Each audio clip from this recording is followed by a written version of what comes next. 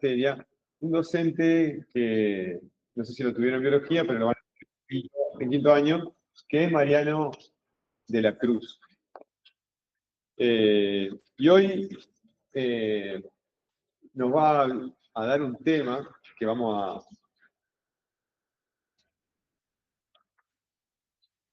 tener que estudiar para el parcial, en relación a prevención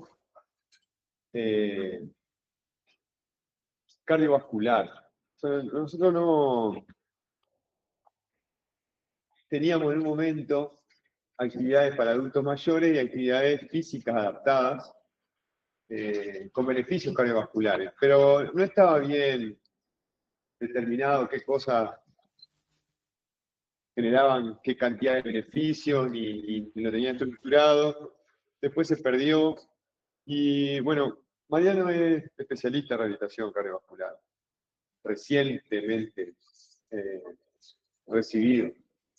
Y entonces, vinculado a esta materia, no sabíamos cómo darle forma a todo lo que tiene que dar, todo lo que tiene para dar, pero vinculado a la prevención. Así que armó algo él, que ya lo van a tener en el campus.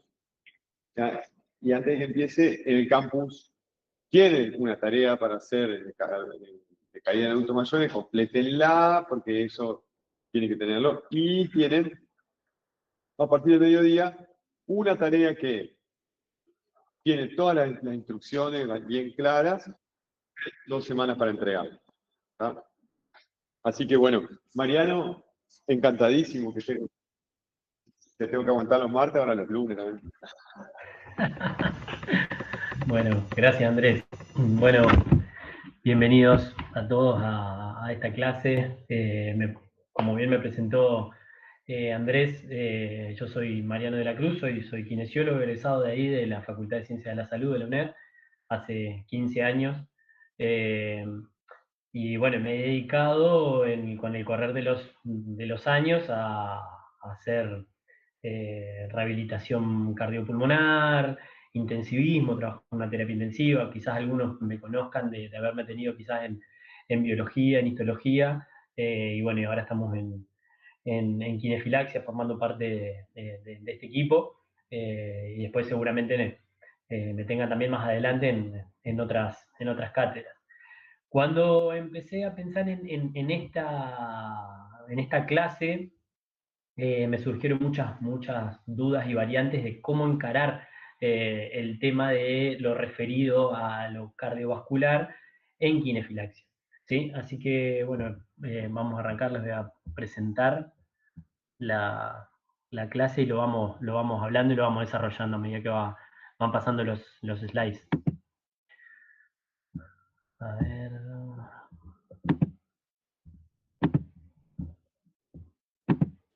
¿Estás habilitado para compartir? ¿Se ve?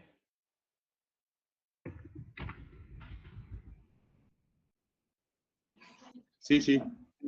¿Sí? Bueno. Bien, entonces como les decía, cualquier cosa que tengan, alguna duda, lo que sea, me paran y lo vemos.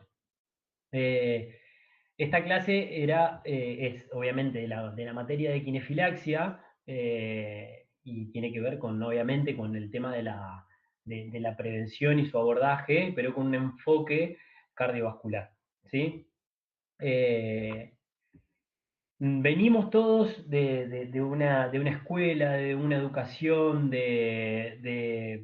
digamos, de una idea, digo como sociedad hablando, de que la salud y la enfermedad son cosas por separado, ¿no es cierto?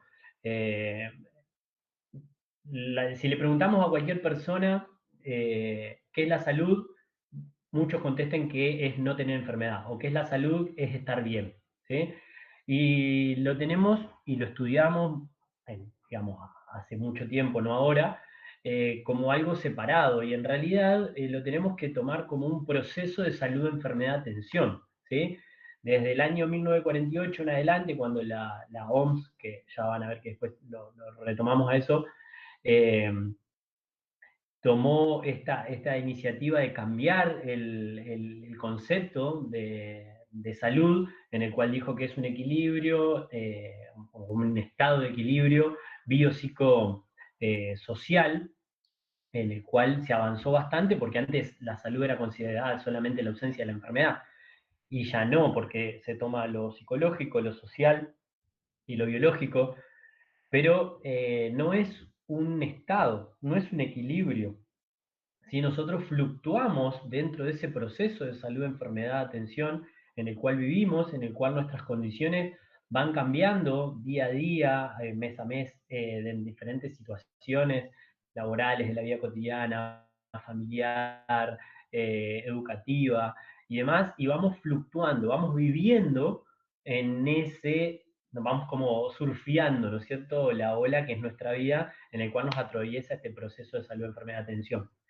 Eh, con el correr de los años, después de 1948, se empiezan a hablar de la estrategia de atención primaria de la salud. Seguramente esto que estoy hablando es para retomar algunos conceptos que ustedes ya deben haber visto en salud colectiva, mismo ahora en la primera parte de Kinefilaxia. Y en esta estrategia de atención primaria de la salud tenemos dos pilares fundamentales, que son la promoción de la salud y la prevención de la enfermedad. ¿Sí? Esta estrategia de atención tiene que atravesar a toda la sociedad y la comunidad, ¿sí? Porque para esto forma parte la ciudadanía, los gobiernos, las instituciones, las personas mismas, ¿sí? Y cuando hablamos de prevención de la enfermedad, a nosotros como kinesiólogos específicamente nos asocian al tercer nivel, ¿sí? Porque el tercer nivel en teoría es la rehabilitación, ¿sí? Es el arreglo de algo, son, por ejemplo, instituciones que están más allá de la atención de una patología, ¿sí? Y siempre nosotros estamos vinculados a ese nivel. Sin embargo, tenemos muchísimo que hacer en los dos primeros niveles de prevención, ¿sí? El primero, que es evitar que aparezca una patología, una condición, ¿sí? O el segundo nivel, que es la detección precoz de alguna patología en poblaciones que son más susceptibles de padecerla, ¿sí? Entonces, la idea es, en esta clase, y justamente la idea de la materia en sí, es actuar dentro de los dos primeros niveles de prevención de la enfermedad. Para eso necesitamos educación, y esa educación va a estar también influenciada por la participación ciudadana y la institución, ¿sí? La institución, en este caso, por ejemplo, lo que es nuestra universidad, ¿sí? Es una institución en la cual nosotros podemos influir de manera directa o indirecta en la participación ciudadana. ¿Cómo podemos lograr esto? Bueno, esto quizás lo vieron alguna vez y lo estudiaron en otras materias, que son los determinantes sociales de la salud, ¿sí? Los determinantes, o los DSS, ¿sí? Son las condiciones en las cuales una persona nace, crece, vive, convive y muere, ¿sí? Este gráfico es el gráfico en capas de cebolla, ¿no es cierto?, de Dahlgren y Whitehead, en el cual están Mariana, todo lo que... Sí, solamente vemos en la última, la diapositiva número 11. Lo estamos viendo, si estás... ese, ahora sí. a ver, ahí que se ve. Si yo pongo ahí presentación con diapositiva, ¿se ve? Ahí, enfoque, kinefilaxia, enfoque. No, no se ve la presentación con diapositiva. Ahí. No, tenés que dejar de presentar. Solamente vemos la pantalla tuya. Vos pusiste compartir pantalla completa. ¿Y qué pongo? ¿Dejar de compartir? No, si querés, en vez de pasar la presentación que tenés vos en tu compu, pasá el Word desde el modo de edición. Así como la tengo ahora. Ahora ¿Así? dejaste de compartir. Vamos de vuelta.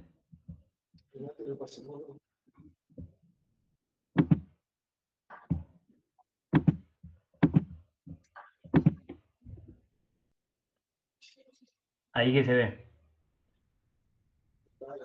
Ahí se ve toda tu pantalla completa. Se ve la presentación, no la presentación, sino que se ve el PowerPoint. ¿Y si paso a la segunda, se ve la segunda? ¿Sí? Ah, o sea que volvemos a arrancar de ahí desde el principio. No, está bien, porque no, lo que venías viendo, se entendía bien, porque eso ya han visto. Eh, Esta segunda no la vieron entonces, a no la la vieron, diapositiva. pero yo creo que se entendió eso, sí. Sí, se entendió. Bien, bueno, Salvar, andá a la cáscara de cebolla nomás. acá, en esta. ¿Esta se ve? Ahora sí. ¿Sí? Bien, bueno. Lo de la presentación en un principio era lo que les dije, el proceso de salud, enfermedad, atención, la estrategia de atención primaria de la salud, los 3 niveles de prevención, lo importante que es la educación y las capas de cebolla de los determinantes sociales de la salud. ¿Sí? Los determinantes sociales, como les dije, son las condiciones en las cuales la persona nace, crece, vive, convive y muere, y que van a influir en este surfear, como les decía, de el proceso de salud, enfermedad, atención. Entonces, ¿qué son los determinantes? Son las causas de las causas.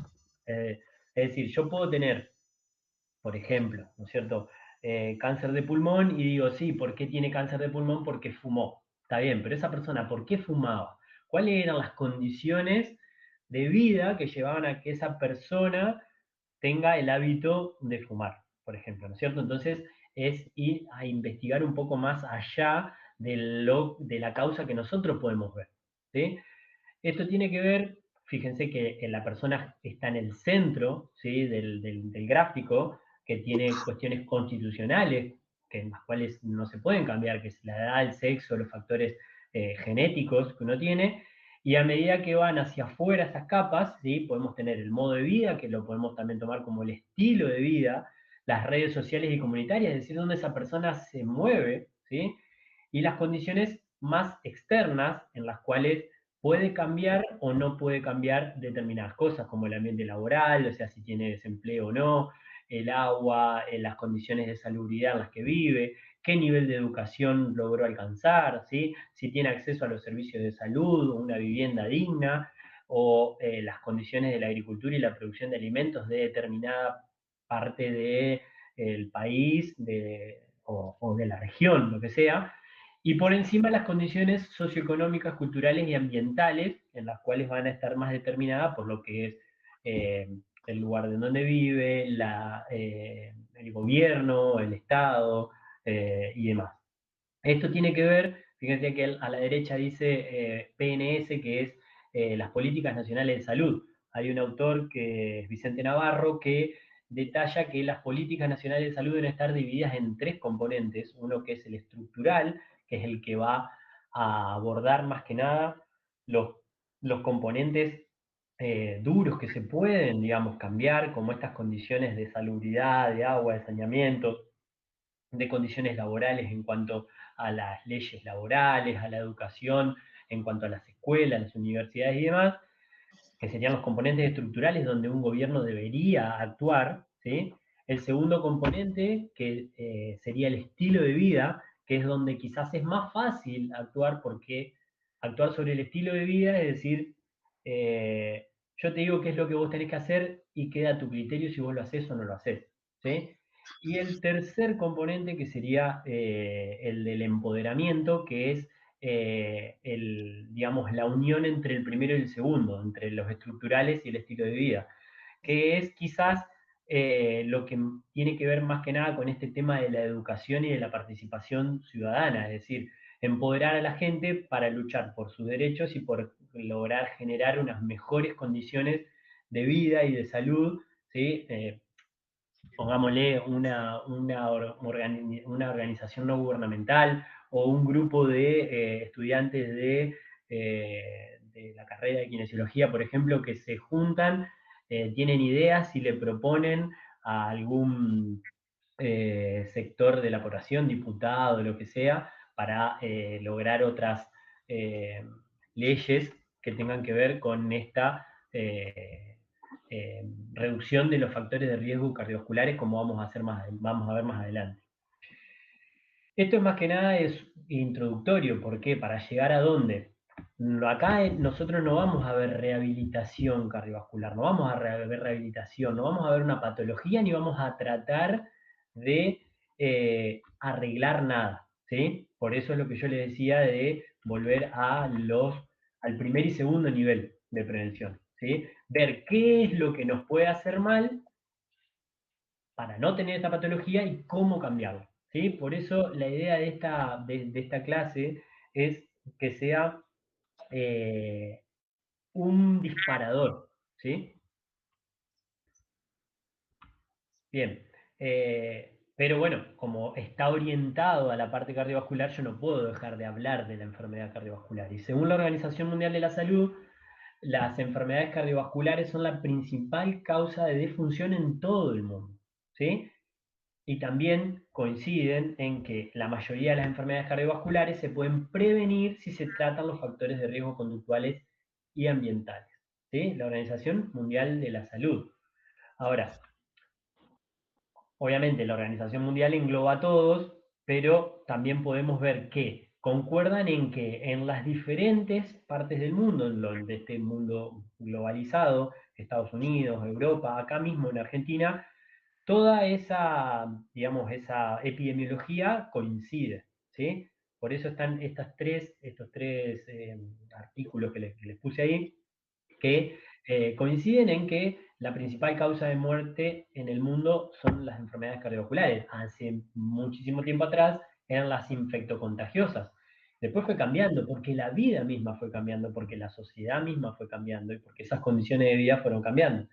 En 1948 se hace el primer estudio, que es el Framingham Heart Study, que se hace en Estados Unidos, porque querían investigar cuáles eran esos factores de riesgo que llevaban a las personas a tener un infarto, a tener un accidente cerebrovascular, a tener alguna isquemia, algún evento cardiovascular. Entonces se empiezan a estudiar todos los factores que afectaban la vida de las personas y se dieron cuenta que había factores de riesgo, que ya los vamos a ver en la próxima diapositiva, y tanto en las sociedades europeas como acá en Argentina, ¿sí?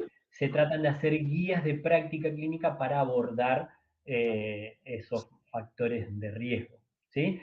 Pero dentro de esos factores de riesgo van a ver que hay muchos que son modificables en base a medicamentos, ¿sí? O a la parte nutricional, ¿sí? Que quizás no es a donde nosotros nos queremos enfocar. Entonces, con este correr del tiempo que fuimos nombrando, en un momento se empezaron a nombrar los 7 pecados cardiovasculares, ¿sí?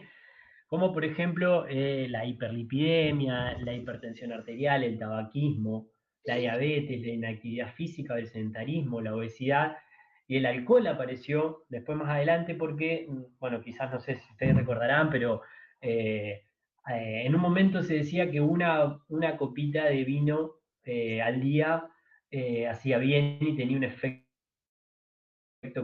cardíaco, y pasó a parte de ese grupo de factores de riesgo que van a hacer que nos predispongamos a tener una enfermedad cardiovascular, ¿sí? Siempre tenemos que tener en cuenta que el factor de riesgo cardiovascular es condición que aumenta la probabilidad de desarrollar un evento cardiovascular o una enfermedad cardiovascular, ¿sí? Fíjense que son todas cosas eh, cotidianas.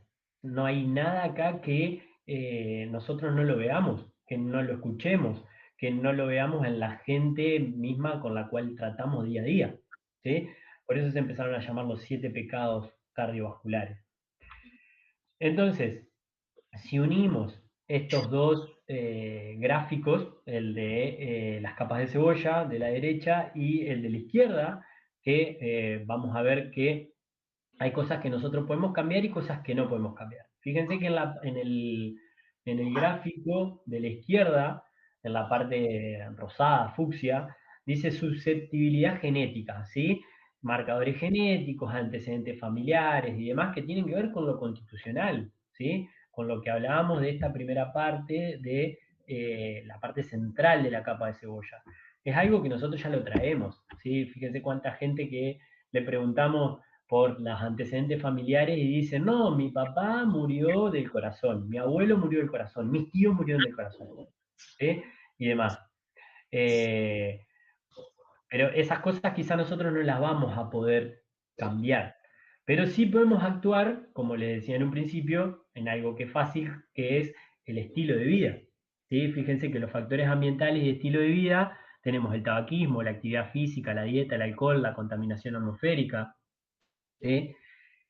Y si seguimos escalando, ¿sí?, hacia la enfermedad clínica, tenemos marcadores bioquímicos y fisiológicos, ¿sí?, como el LDL, el HDL, ¿sí?, los lípidos, los triglicéridos, la presión arterial, la hiperglucemia, la diabetes o, bueno, también la obesidad. Y más hacia arriba, cosas que son un poco más específicas que nosotros no vamos a ver en este momento, que no viene al caso, ¿sí? Que es como el calcio coronario, la difusión endotelial y otras cosas más que van a predisponer a la enfermedad clínica, que es cuando ya tenemos un evento, ¿sí?, cardiovascular. ¿Por qué pongo un gráfico al lado del otro? ¿Y por qué englobo esta parte? La del medio, ¿sí?, la de los marcadores bioquímicos y fisiológicos, y los factores ambientales y el estilo de vida es donde nosotros sí vamos a poder actuar, que es esta parte del medio, ¿sí?, en el modo de vida de las personas, en las redes sociales y comunitarias, y que quizás si utilizamos el componente del empoderamiento que hablábamos al principio de las políticas nacionales de salud, vamos a poder influir en un municipio, por ejemplo, en lograr que haya normativas, leyes en la misma ciudad o en la provincia o en el país, como para que cambien ciertas cosas para el beneficio de este proceso salud, enfermedad, atención, de que hablábamos al principio. En este caso, este gráfico, seguramente lo van a haber escuchado, que es el síndrome metabólico, que el síndrome metabólico es una sumatoria, ¿sí?, de diferentes condiciones o diferentes patologías que van a hacer que haya una patología más grande, ¿sí? El sobrepeso, la obesidad, sumado a la hipertensión arterial, sumado al tabaquismo, ¿sí?, sumado a esta dislipemia, ¿sí?, al aumento de triglicéridos, ¿sí?, van a hacer que toda esa sumatoria me predisponga muchísimo más a tener un riesgo cardiometabólico, ¿sí? Diferente a la edad, el sexo, la raza, la historia familiar u otros elementos que nosotros quizás no vamos a poder cambiar. Pero si sumamos esto, más esto, a su vez la edad, la genética, la resistencia a la insulina, me va a generar este síndrome metabólico que me va a dar muchísimo más riesgo cardiometabólico. ¿Por qué pongo el riesgo cardiometabólico? Podemos medirlo a ese riesgo. En este caso no va a venir, valga la redundancia, al caso. Nosotros no queremos ver, no queremos que ustedes aprendan a calcular el riesgo metabólico, porque me parece que no tiene sentido en este momento, ¿sí?, que ustedes calculen un riesgo metabólico de algo, ¿sí?, sino que entiendan que ese riesgo metabólico va a estar aumentado cuantos más factores de riesgo yo tenga en mi surfear la vida en este proceso de salud, enfermedad, atención. Entonces, la idea de esta clase, como les dije, no es calcular algo, sino es ver de todos los factores de riesgo que puede haber, cuáles son en los que nosotros podemos intervenir con alguna actividad física, alguna actividad kinésica, ¿sí?, que tenga que ver con el ejercicio o algunas cosas que a ustedes se les ocurra y vean que puede hacer que disminuya ese factor de riesgo. Por eso les pongo como consigna, que es la tarea que van a tener que hacer, que seguramente a partir de mañana va a estar habilitada para hacer, que es sobre qué factores de riesgo podemos intervenir como profesionales de la quinefilaxia para reducir el riesgo de presentar un evento cardiovascular a futuro, ¿sí?, o una enfermedad cardiovascular a futuro. A ver, para hacerlo más práctico, vieron que tenemos factores de riesgo que se solucionan con una pastillas, ¿no es cierto? Con una aspirineta. A ver, yo puedo reducir la frecuencia cardíaca tomando esta medicación. Puedo reducir la presión arterial tomando esta medicación. Puedo reducir la obesidad y el sobrepeso comiendo de esta manera, ¿sí? Otro ejemplo práctico. En España se hizo un estudio en el cual se tomó una cohorte de personas que comían solamente, o mejor dicho, que ingerían 3 veces por semana pescado y frutos secos, comparado con otra cohorte que no ingería frutos secos y pescados. Y vieron que en el término de 5 años tenían menos riesgo de sufrir un evento cardiovascular las personas que comían pescado y frutos secos porque tiene omega 3 que es mucho más benefactor para el organismo que si no lo tenemos, ¿sí?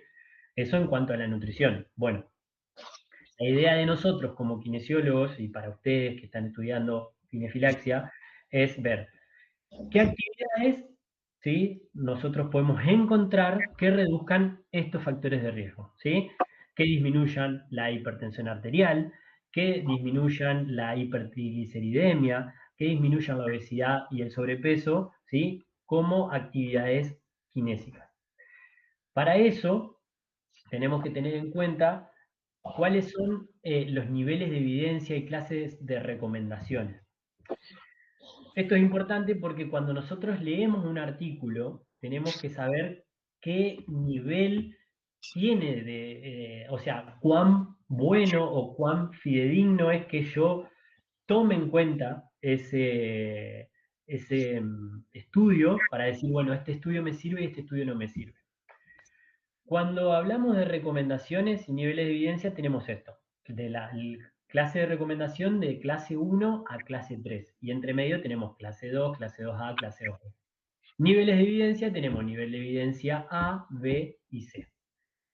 Por ejemplo, clase 1, evidencia, ¿sí?, de que hay acuerdo general de que un determinado tratamiento o procedimiento es beneficioso, útil y efectivo. Por el contrario, una recomendación de clase 3 es que dice que hay evidencia o acuerdo general de que un determinado tratamiento o procedimiento no es útil, ¿sí?, o efectivo, y en algunos casos hasta puede ser perjudicial, ¿sí? Ese nivel de recomendación va a estar asociado a un nivel de evidencia. Nivel de evidencia A, B y C. Por ejemplo, una recomendación de clase 1A es la mayor recomendación con el mayor nivel de evidencia posible. Es decir, si la recomendación está dada por datos procedentes de múltiples estudios clínicos aleatorizados o metaanálisis, quiere decir que la evidencia es muy fuerte, ¿sí?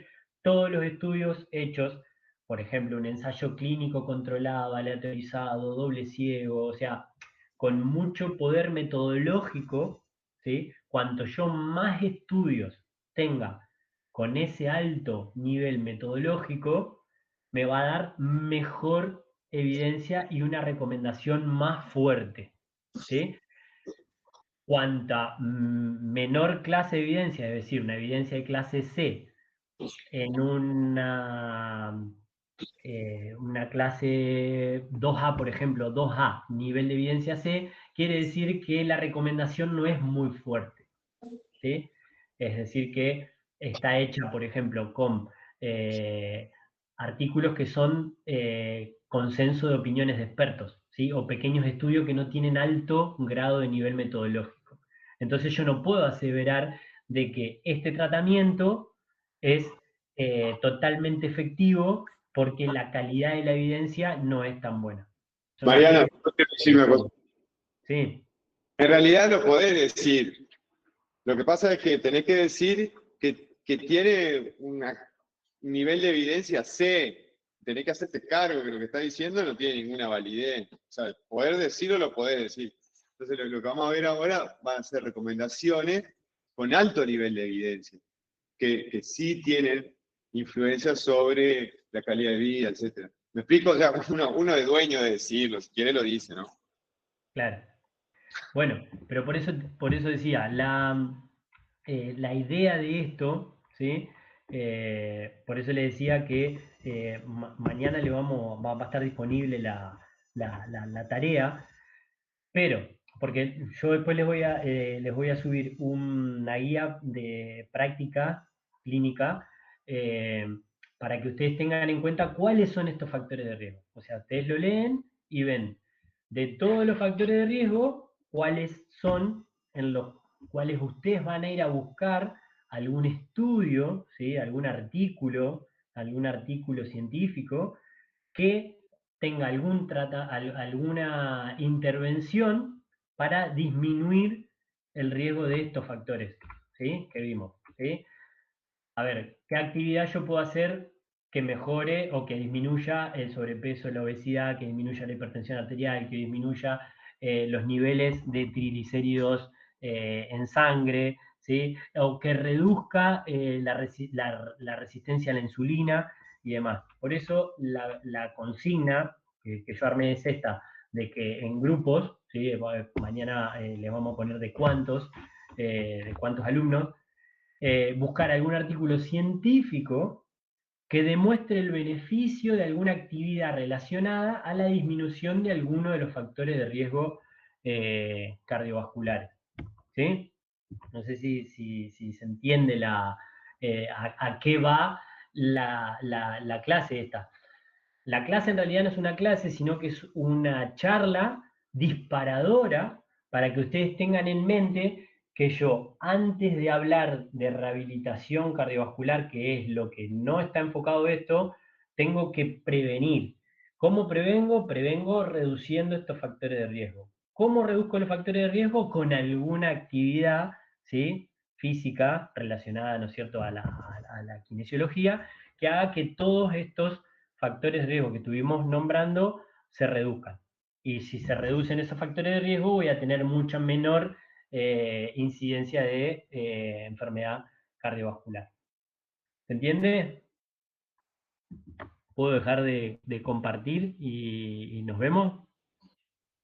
Yo quiero hacer una pregunta. Diga. Que como factores de riesgo pusiste una hiperlipidemia, pero aparte pusiste obesidad.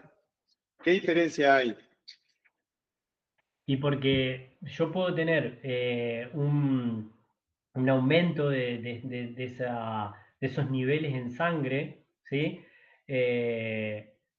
Pero a su vez puedo tener algún factor genético que haga que yo tenga ese aumento de la hiperlipidemia, ¿sí? Y esa hiperlipidemia asociada a los otros factores de riesgo, como hablábamos hace un rato del síndrome metabólico, me va a llevar a que, digamos, sea muchísimo más susceptible de padecer la enfermedad.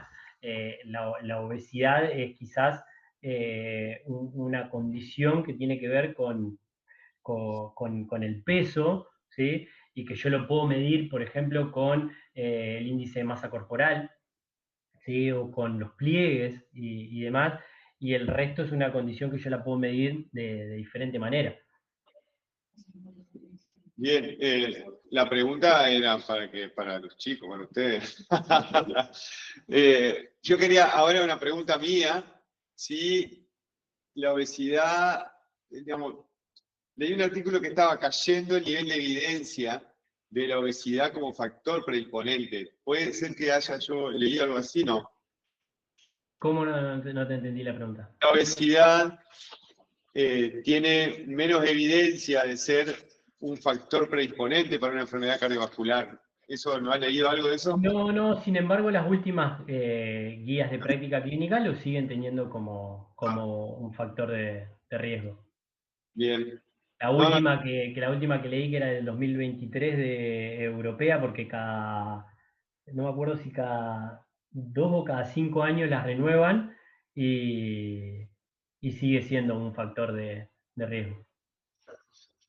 bien. Nosotros Pero vimos, hay algo que por ahí nosotros vemos, quizás yo lo veo porque estoy más en esto, pero muchas personas no le prestan atención porque, digamos, el tema de la obesidad es fácil verlo, ¿no? Y cuando uno hace análisis en sangre, que generalmente los médicos los piden, es fácil verlo. Pero la hipertensión arterial no, es algo que es más, silencioso, ¿sí? Y es uno de los grandes predisponentes a este tipo de... Y tenemos muchas actividades físicas para hacer, ¿no es cierto?, que avalan de que esa actividad disminuye la hipertensión arterial. Ya la actividad en sí, ¿sí?, porque reduce la resistencia del flujo de sangre, ¿sí?, al avance, ¿no es cierto? Entonces, al disminuir, al estar entrenado, uno tiene mayor complacencia. Complacencia es decir, cuanto más las arterias y el corazón puedan soportar la carga física, y eso va a hacer que se reduzca la tensión arterial. Yo tengo un montón de preguntas, no sé si los alumnos tienen. ¿Vos tenés que irte? No. Dame 3 minutos. Sí, ¿El sí. estrés aparece como factor de riesgo? Porque no lo nombraste.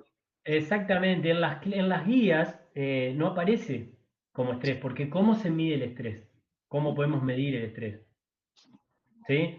Es algo Pregunta que, 2, estrés. claro, pero yo lo puedo medir con escalas con cuestionarios, ¿sí? Puedo medirlo. Sin embargo, no aparecen en las guías, pero para mí es totalmente importante y central, porque si vamos al caso, ¿por qué aparecen estas enfermedades ahora y no son las infectocontagiosas como antes? Sino por el nivel de vida de la sociedad de hoy. A ver, si yo tengo una persona, por ejemplo, que es obesa, hipertensa, diabética, y yo le voy a decir, bueno, si vos tenés que hacer actividad física 3 veces a la semana de alta intensidad o de moderada intensidad, pero el tipo me dice, eh, yo soy oficinista, estoy sentado 8 horas diarias y encima tengo que viajar 3 horas, como pasa en Buenos Aires, como me pasaba a mí cuando vivía en Buenos Aires, 3 horas para llegar a mi puesto de trabajo, salgo y tengo otras 3 horas para llegar a mi casa. ¿Sí? Si trabajo 8 y tengo 3 y 3, 6, tengo 14 horas. El resto como y duermo, ¿no es cierto? Y eso de lunes a viernes, de lunes a sábado, entonces tiene que ver, sí, claramente influye el nivel de estrés, el nivel eh, de actividad laboral, la carga psicológica que uno tiene, influye claramente en esto. Bien. ¿Alguien tiene Porque preguntas? estamos en un estado de, digamos, como de proinflamatorio. Bien. ¿Alguien tiene preguntas online? ¿Hay alguna pregunta?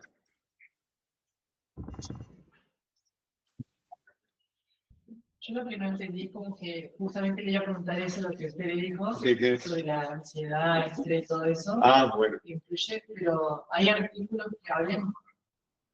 Sí, artículos que hablen sobre la influencia del estrés o de cuestiones emocionales como factor de riesgo. Pero ahora van a tener ustedes la herramienta esta de buscar artículos que comprueben, pero con un alto nivel de evidencia. No que no hay que respirar y respirar te baja el estrés. Y no sé, bueno, resulta que sí, que meditar es una cosa importantísima para la vida. Pues bueno, pero tenemos que aprender ahora, o por lo menos saber qué encontrar un artículo con un alto nivel de evidencia. O sea, aprender a buscarlo no es poco. Lo vamos a hacer la tarea. Exactamente, ¿Está de acuerdo? estoy de acuerdo. Bien, pues no se va nadie porque la clase sigo yo dando clase. Yo le digo, ¿no? Sí, yo me voy a quedar conectado igual, voy a apagar la cámara porque seguramente ahora me tenga que quedar con las niñas, pero me quedo en la clase. No, bueno, porque le va a tomar final también, Mariano.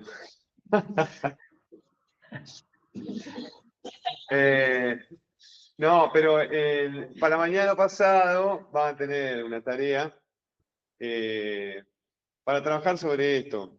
Lo cardiovascular es una cosa pendiente y cuando, digamos, coincidíamos con Mariano, cuando vamos a la página de la Sociedad Argentina de Cardiología y vamos a los consensos de rehabilitación y no, ya hay páginas que de la prevención primaria y prevención y yo no veo un cardiólogo haciéndole actividad física, dándole actividad física a la gente, ni promocionando hábitos saludables, ni haciéndole meditar, ni nada. Entonces, bueno, resulta que un gimnasio de acá de la esquina, sin ningún tipo de habilitación, me da más prevención cardiovascular que cualquier médico. Entonces, hacernos cargo de eso, porque es un lugar importante que ocupar, me parece, realmente. No, yo lo que le decía es que, bueno, no tiene buena propaganda la prevención porque no es fácilmente evidenciable para después venderla políticamente. Es decir, no, con esto que estamos haciendo vamos a prevenir un 20% de infarto agudo de miocardio. No sabés, capaz en 20 años puede mostrarlo, pero para el año que viene lo puede mostrar.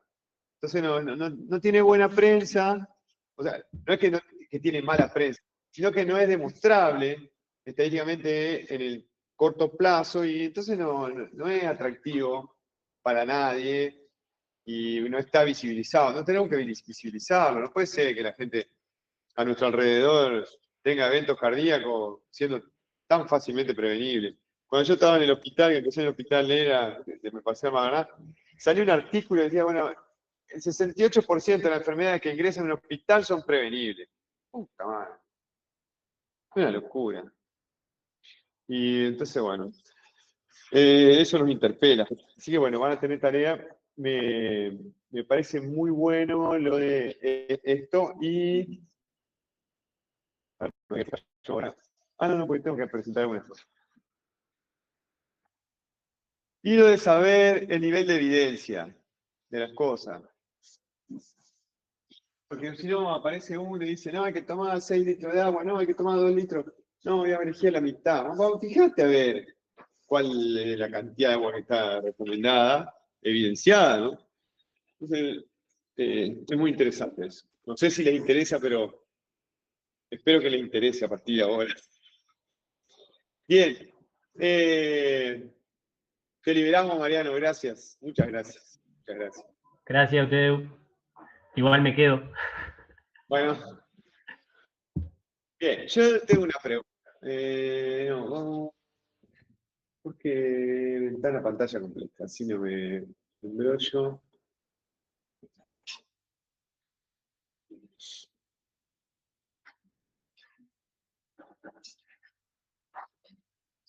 Se demora un poquito, ¿no?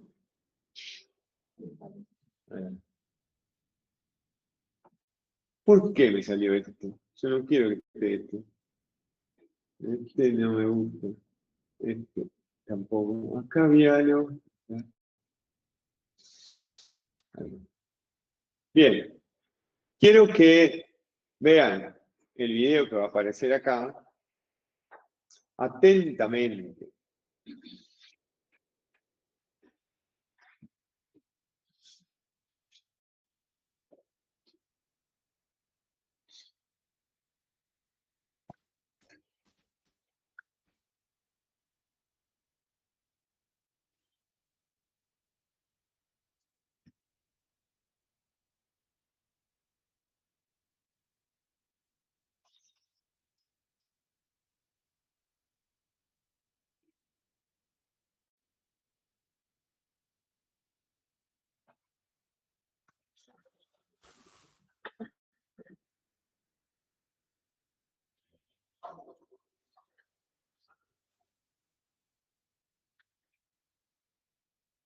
Bien.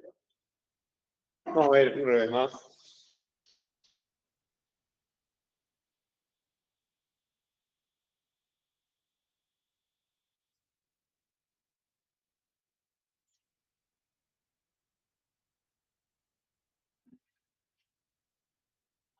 Bien, vengo para acá.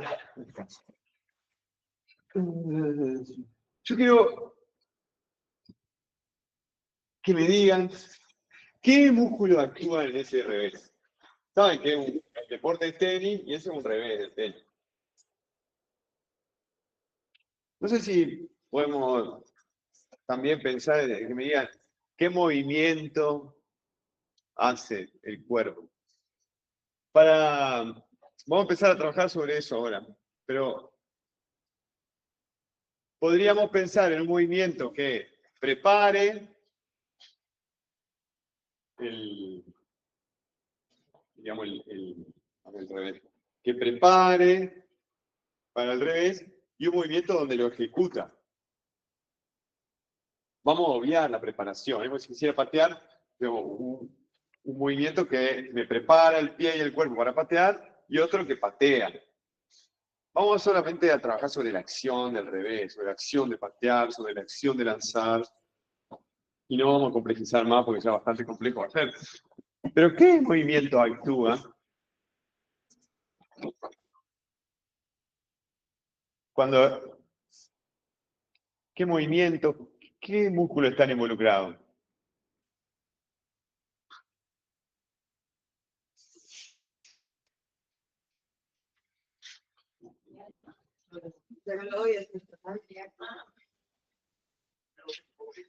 Bien, es como de todo, pero algunos no. Desde ahí hasta ahí.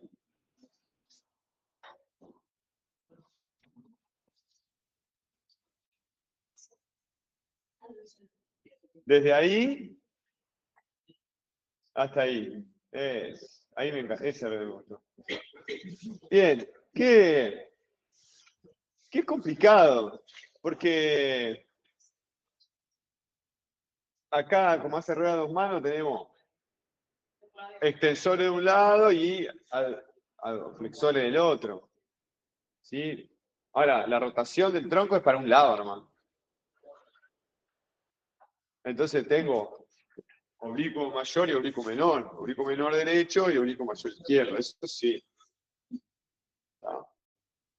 Pero este hacia para allá, le voy a decir, a ver, todo esto tiene especificidad en el lenguaje, pero lo voy a bajar para poder hacer un poquito más consciente o notorio qué es lo que está pasando. O sea, yo voy para allá. Entonces, la paleta, la raqueta va a este golpe con un movimiento de este en extensión y un movimiento de este en flexión. Pero la escápula tiene que ponerse o tomar fijación para poder hacer un movimiento así con este brazo y un movimiento así con este otro. Entonces los puntos de fijación de la escápula son más preponderantes en este anterior y en este posterior. Y los pies no están fijos dando un apoyo para cualquier movimiento, están fijos dando un apoyo para contrarrestar o para darle apoyo a este movimiento de tronco y no a este. Entonces hay como algunos músculos que están trabajando, trabajan un montón. Decir que no trabaja el deltoide, no vale, trabaja el deltoide. Y encima, cuando está terminando el movimiento, la desaceleración es exactamente con los movimientos, con la contracción de los músculos de forma excéntrica, pero antagonistas totales. Porque yo, este movimiento así lo hago con lo que hace así, pero freno con lo que hace para allá. Y el movimiento no es acá, el movimiento es desde el pie hasta la mano, concéntrico así, y después excéntrico para poder frenarlo. Pero hay algo que tiene que ser más atractivo que esto. Este es un animal. Cómo me gusta que juega. Fíjate.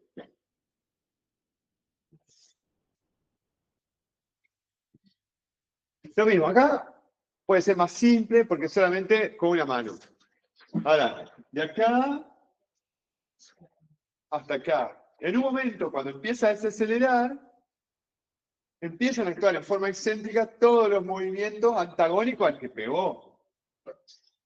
Y el movimiento va del pie derecho hasta las manos, al pie izquierdo hasta la mano derecha. No hay un movimiento analítico puesto acá en juego. Entonces, lo más atractivo de esto es la globalidad. Entonces no hay un movimiento aislado. No hay posibilidad de que la realidad sea como hemos estudiado anatomía o biomecánica. No existe que la posibilidad de que yo diga, no, le pega con la contracción del pectoral y del deltoide. Ajá, ¿y la escápula que no tiene un cerrato que la esté sosteniendo? ¿O un pectoral menor que la fije para adelante? Ajá, ¿y el tronco no tiene un oblicuo que le dé apoyo a esa escápula? Ajá, y no tiene un psoas que lo una al miembro inferior para que el apoyo le dé. No hay posibilidad de reducir un gesto tan global a 2 o 3 músculos, sino a una cadena de músculos que tienen un sentido global. Incluso para caminar, por una cuestión de equilibrio, yo adelanto un pie, pero es menos perceptible que si yo salto. Pero no por eso deja de tener globalidad con el hombro contrario y la mano contraria. ¿No? Así que pensar en postura, que no sabíamos cómo hacer postura, que estábamos con el hombro acá y la clavícula, la acromioclavicular, el lóbulo de la oreja, la comisura, y ver una cadena que se chupa un cuerpo para un lado, es complejo. Bueno, esto también tiene que despertar esta amargura de no saber nada. No, despertar curiosidad. Bueno, nos movemos globalmente, aunque sea para el frente. ¿Qué yo? Si yo saco un saque lateral, hago gestos deportivos que son más visibles, pero un saque lateral, y no puedo decir que es un ejercicio de pullover con la fibra más vertical del pectoral y el dorsal ancho. No, ¿y eso dónde se apoyan? ¿En dónde? Si yo no tengo un core, no tengo un tronco donde pueda apoyarme para hacer eso, es como la trampa de los ratones. ¿Alguna vez alguien vio una trampa de ratones? Esa que hace la fuerza del que aprieta, del resorte que aprieta es tremenda, pero no tiene un punto de apoyo fijo. ¿Qué hace esa maderita? Y salta, porque tanto va el alambre a la madera como la madera al alambre y se encuentran en el aire. Ahora, si yo pego esa maderita o pongo la trampa en un tronco de quebracho y ahí ese tronco tiene estabilidad como para soportar ese apoyo, para darle apoyo a ese movimiento. O sea, soportar esa inercia, ¿no? Bien. ¿Preguntas? Se viene re difícil. No, esta es muy buena. No me acuerdo por qué puse eso, pero la anterior es...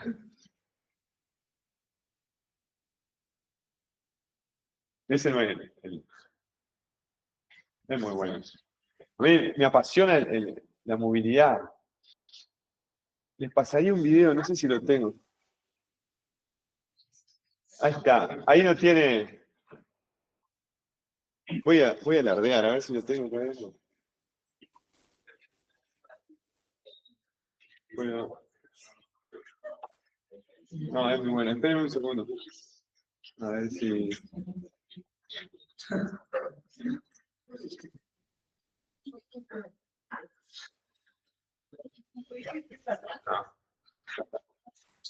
No, mi hijo tiene 9 años y hace gimnasia artística.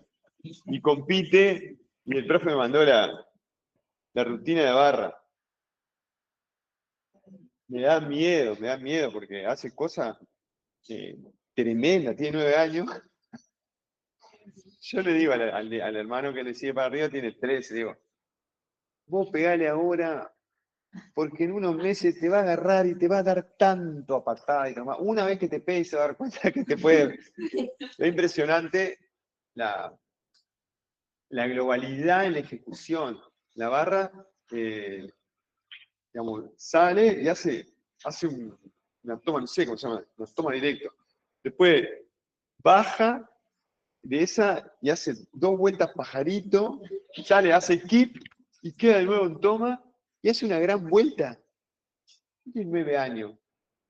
Entonces, el manejo de la globalidad, una cosa, yo no quiero que esas cosas le den como la sensación de que a través de ahí puede reforzar el vínculo del padre y que se transforme eso en su pasión, siendo como el único recurso para que me tenga a mí ahí. Entonces no quiero que se malinterprete, entonces le doy la justa bolilla, le doy bola en otras cosas que tal vez no son tan impresionantes, por lo menos para mí, pero realmente yo... Bien, vamos a seguir. Esto es fantástico. Bueno, este es Hussein.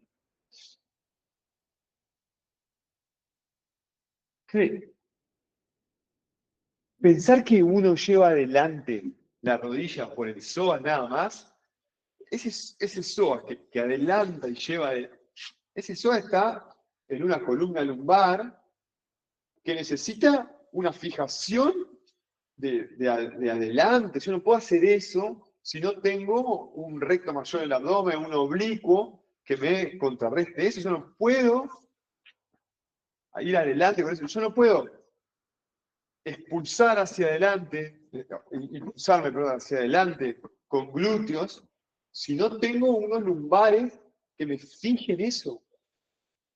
No puedo de ninguna manera. Entonces, pensar en reducir o reducir la mecánica del cuerpo a 2, 3 articulaciones, 2, 3 músculos, es pretencioso, digamos. Si vamos a estudiar así, está difícil. Ahora, la propuesta que viene es una propuesta de alguien que escribió, ¿qué es esto? Ah, está, eso. No, me encanta, el padre ese soy yo casi. Pero cómo naturalmente corre, me encanta.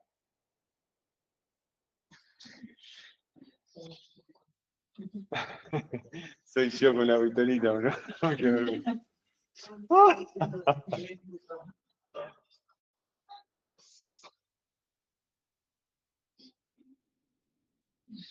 Es muy buen swing ese, muy bueno. Podría haber terminado un poco más.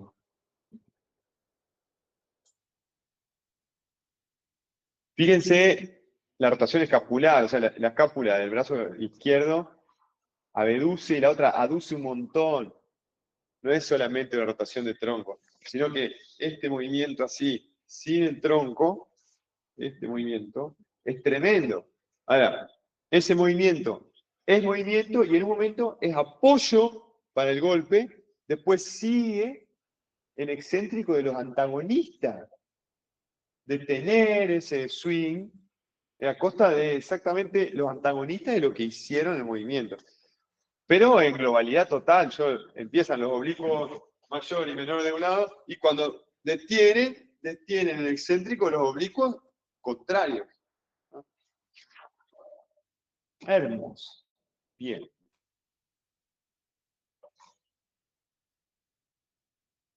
Ahora vamos a ver esto. No sé qué es esto, por qué salió así, pero vamos a ver si puedo.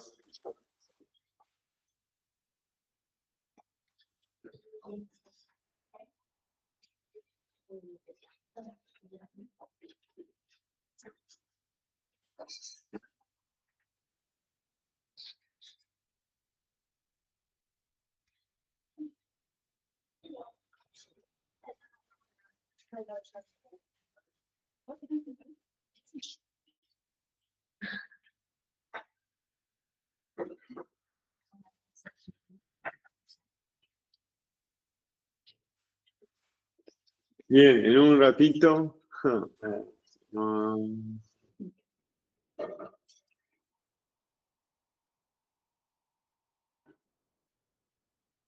Si no se puede, me conecto a la computadora.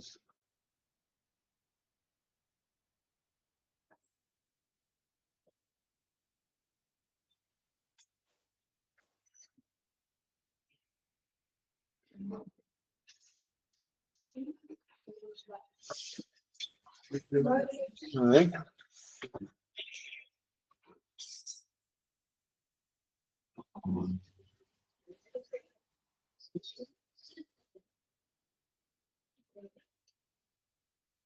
No, tranqui, hermano, no demora nada.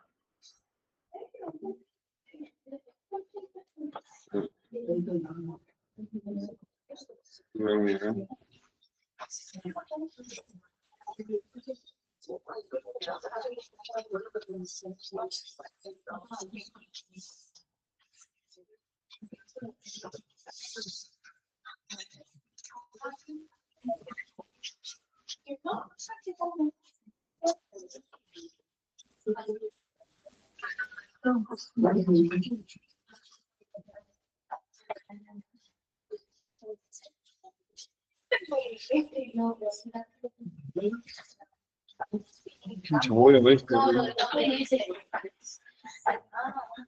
Ah, bueno, esperen un segundo. Wait a moment.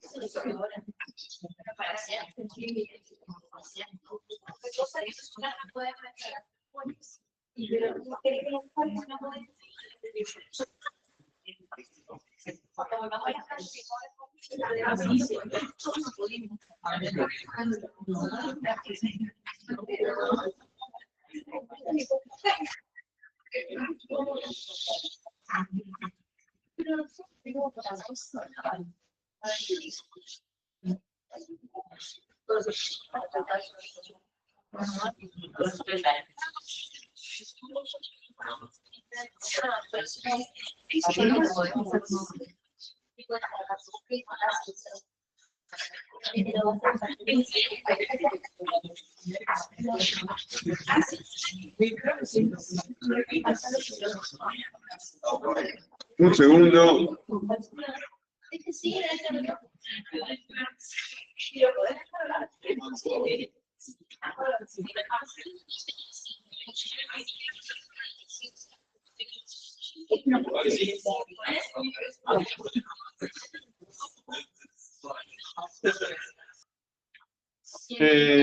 Vamos acá. Ahí va, ahí va, ahí va. Bien, Busquet es un autor que se ha reinventado y ha continuado con un montón de investigaciones sobre su método, pero vamos a tomar cuestiones de su comienzo vinculado a la descripción que él hace de las cadenas musculares que participan en globalidad, o sea, de los músculos principales y cómo describe esas cadenas y qué sentido le da. En esta clase y la que viene, vamos a ver sobre tronco, también la globalidad que hay en los movimientos. Entonces, vamos a pasar a describir primero. La musculatura, esto lo tienen ahora en un PDF en el campus, y si no, se llama Cadena muscular de Busquet, el tomo 1 y 2 están en las cadenas. Si no, están en las... Entonces toma lo que dice acá, ¿no? Una cadena de flexión del tronco y una cadena de extensión del tronco. Y ahora sí hay abdominales. Fíjense que están el ecom y escaleno, que son anteriores, intercostales intermedios y el recto del abdomen. Abajo, los músculos del piso de la pelvis. Y por atrás están los extensores del cuello y extensores de cabeza, trapecio, y después todos los músculos que hacen extensión. Transverso espinoso, los más verticales, supracostales, que son inspiradores, también son extensores, epiespinoso, dorsal largo, sacrolumbar, cuadrolumbar y serrato menor, posterior superior y posterior inferior. Perfecto.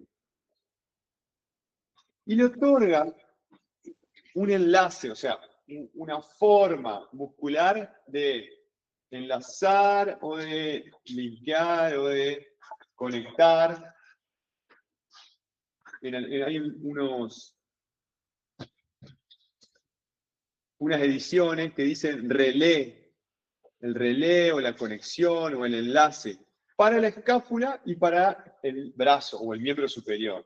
Entonces, si fuese el pectoral mayor, estamos hablando de un enlace para miembro superior, porque el pectoral mayor no va a la escápula. Está eso, de acuerdo, ¿no? Yo no puedo ver acá y a verlo usted a la vez. Entonces, en el movimiento frontal o para atrás, ¿no? Para adelante o para atrás, de miembros superiores, que involucra una unidad de tronco de flexión o de extensión, el enlace que tiene esos miembros superiores y escápula, tanto para adelante o para atrás, tiene que ver con estos músculos. Entonces, el enlace para escápula es el triangular del esternón,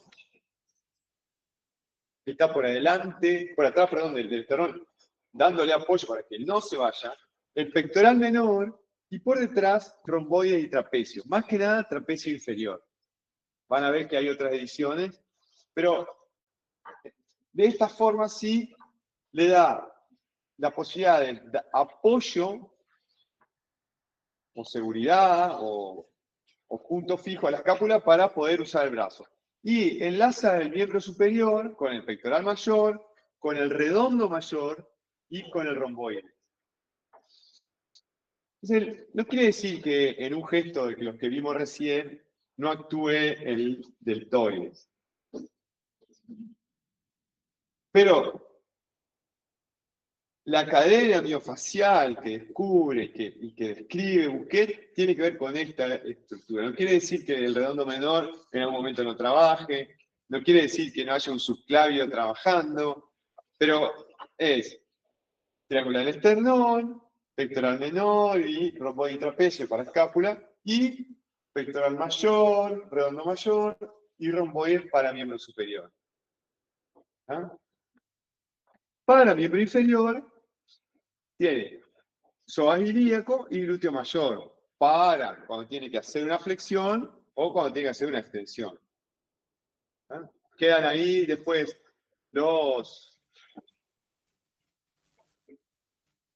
las cadenas se continúan sobre los miembros, pero vamos a ver esto, ¿no? Lo que vimos en el gesto del drive, o al revés,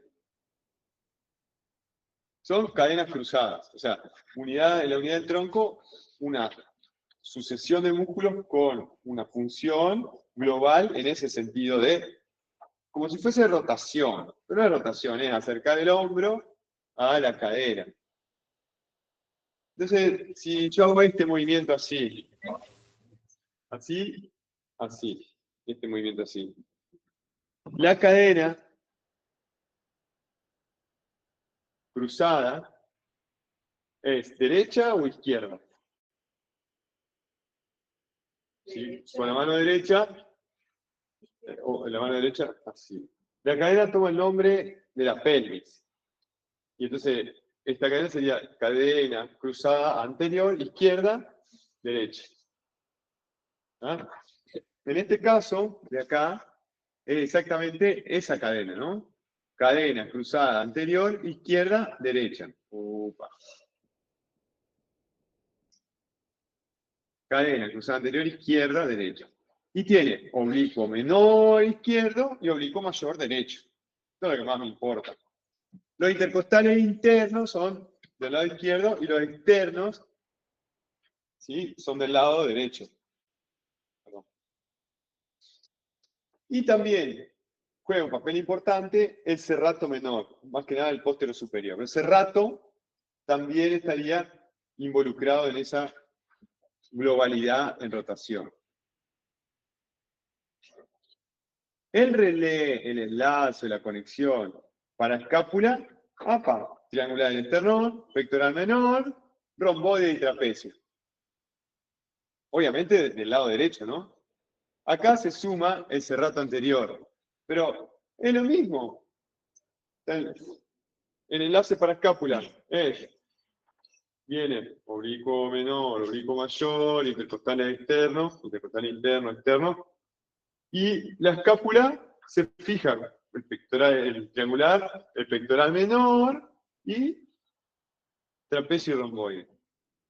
Lo mismo. Y para miembro superior,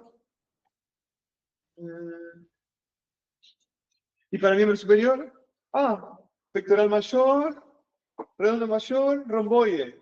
Lo mismo. Entonces, no hay mucho para estudiar, chicos. ¿Ah?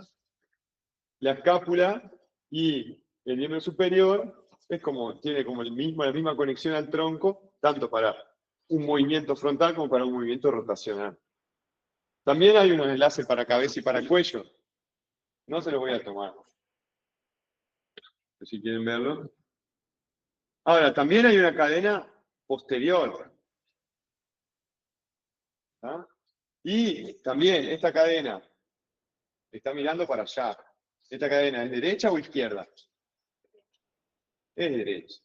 Es derecha, izquierda. Entonces, si es derecha o izquierda, si es derecha, y tiene el cuadrado lumbar de las fibras ilio lumbares de este lado y costo lumbares de la izquierda. No hay mucho. ¿Por qué? Si esto hace este movimiento. Entonces, bueno, ilio lumbares y costo lumbares. ¿Ah? Bien, acá. Los extensores, los externos de este lado, los internos, los intercostales internos de este lado. Pero mayormente tener esa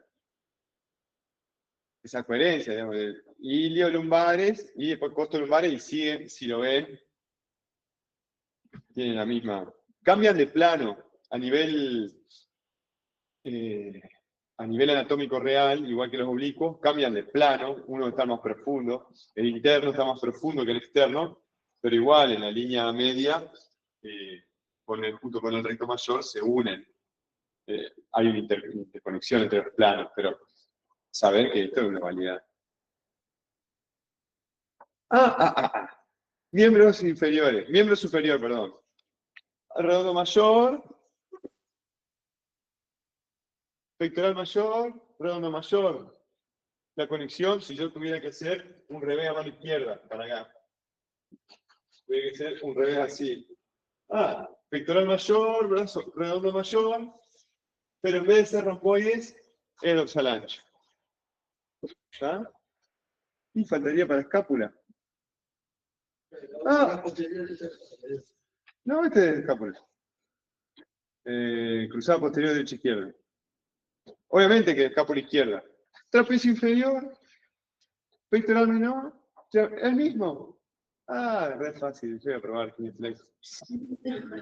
Entonces, este enlace de una cadena cruzada, pues si hago este movimiento, si está al revés esto, ¿no? Ya termina, ¿no? En la clase, estamos ahí. Si tengo un revés a dos manos, ¿va? No olvidemos de un revés a dos manos. Revés a dos manos, así, y le pego. Entonces, si giro para allá, a nivel de la unidad de tronco, tengo una cadena cruzada anterior, derecha, izquierda. Oblicuo menor, oblicuo mayor, intercostales internos, serrato menor. Pero también tengo una cadena cruzada posterior, izquierda, derecha. Ilio lumbares, costo lumbares. Y tengo una conexión con miembro superior de este lado, dorsal ancho, redondo mayor, pectoral mayor. Y tengo una conexión con el miembro superior de este lado, pectoral mayor, redondo mayor y romboides. Y para escápula, lo mismo para los dos lados. Pero esta cadena cruzada anterior enlaza el hombro izquierdo y esta cadena cruzada posterior enlaza el brazo derecho, hombro y brazo derecho. ¿Ah? Tienes que estudiar esto. Bien, vamos mal. Stop sharing.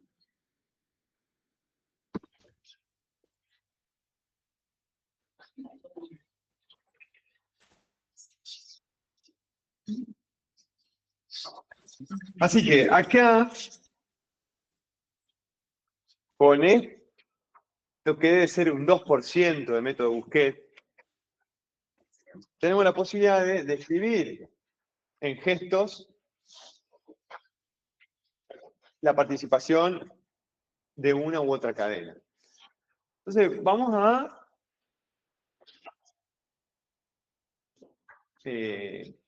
practicarlo o determinarlo o detectarlo, verlo en gestos deportivos, pero no porque en la actividad de la vida diaria no se trabaje así, sino que es mucho más visible en un gesto deportivo. Es más grande, más grotesco. Yo lanzo una pelota, bueno, ya me dan todo este recorrido, me da la posibilidad de saber que es una cruzada anterior, izquierda, derecha, oblicuo menor, oblicuo mayor, cerrato, hombro, cápula. Entonces vamos a buscar gestos deportivos más que nada. No quiere decir que si hago, no sé, alguna otra cosa que no tenga que ver con deporte, esto no se cumpla. Pero a veces, si yo abro la puerta, se cumple de forma tan parcial que no necesita tanta participación y parece como que no actúa, pero siempre actúa la globalidad. Yo no puedo ir a la puerta sin la globalidad. No puedo ir a la puerta y pensar que el codo es el que va y después el que empuja es el codo y el deltoide. Está bueno, pero tengo una escápula que también tiene un serrato que me la fija y tiene un pectoral que trabaja y tiene un tronco que le da apoyo a eso. Entonces, esto de los gestos deportivos no es que solamente se cumplen los gestos deportivos la participación de estas cadenas. Y la otra es, para no embarullarnos mucho, en los gestos deportivos ver el gesto en sí. Entonces, bueno, un remate de vóley. No es la preparación en flexión con el salto de la cadena anterior, la extensión del salto cadena posterior, la preparación, no, es el gesto del remate, el remate desde acá hasta acá. Y por ahora no vamos a ver esta participación en la detención del movimiento. Vamos a ver solamente el gesto para acostumbrarnos a ver la globalidad. Si pateo una pelota, es interesante, me pateo una pelota, y tiene una mosca en la boca. Casi. ¿Lo vieron eso?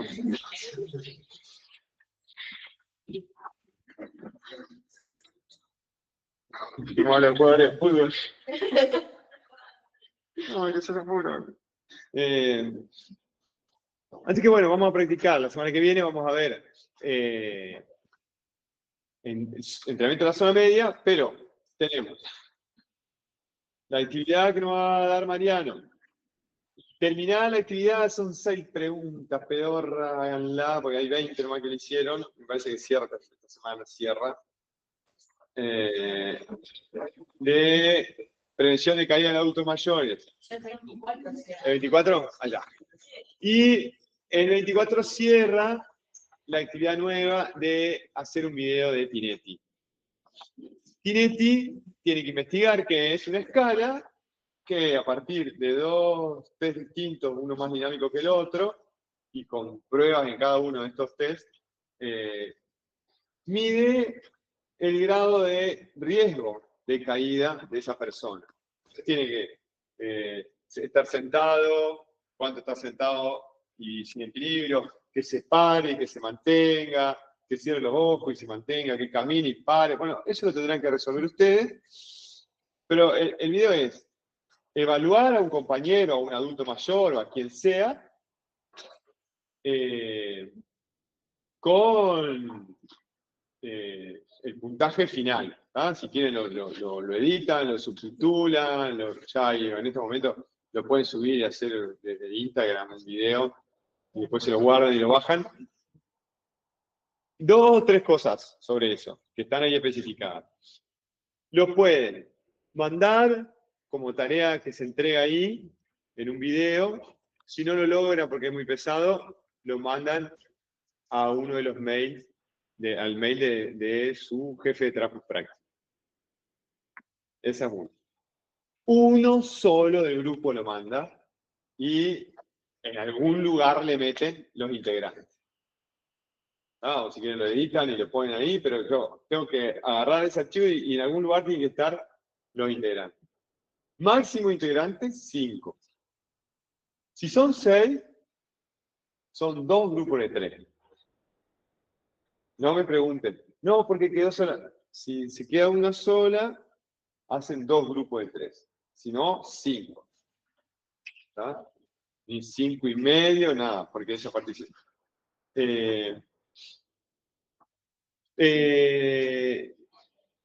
Tinetti, porque esto es pregunta de examen, mide el riesgo de caída. O sea, 1 centímetro en el sistema métrico decimal mide longitud. ¿Sí? La escala de Glasgow, ¿saben qué es la escala de Glasgow? ¿Qué mide? Mide el estado de conciencia, pero no mide si le duele o no le duele o si me sigue, sino que a través de 3 parámetros da un puntaje que me dice si está en coma o no. El índice de Bartel, o Bartel, no mide la actividad de la vida diaria, mide la independencia que una persona tiene en la actividad de la vida diaria. Mide la independencia. No puedo yo tomar solamente 2 de las cosas que mide el índice de Bartel y decir nada, porque lo que está validado es las 10 actividades de la vida diaria con un puntaje determinado para cada una, y eso demostró ser, digamos, fidedigno para determinar que una persona es más o menos dependiente. Bueno, el índice, la escala de Tinetti mide el riesgo de caída que una persona tiene. No mide la estabilidad, no mide, no sé, la bipedestación, mide el riesgo de caída. Yo digo, bueno, ¿qué mide el índice de Bartel? La independencia o la dependencia. ¿Qué mide Tinetti? El riesgo de caída. No mide la estabilidad. A través de ejercicios que me dan más o menos estabilidad como resultado, saco un puntaje último que me da el riesgo de caída, no la estabilidad que tiene o no. No le da puntaje a la estabilidad, da puntaje al riesgo, mide riesgo. ¿Qué mide Tinetti? Riesgo de caída. Por el bien de mi corazón, y por que Mariano después no tenga que andar rehabilitando, ¿qué mide Tinetti? Riesgo de caída. Bueno, nos vemos con mi grupo y entren a la página al campus. Chao.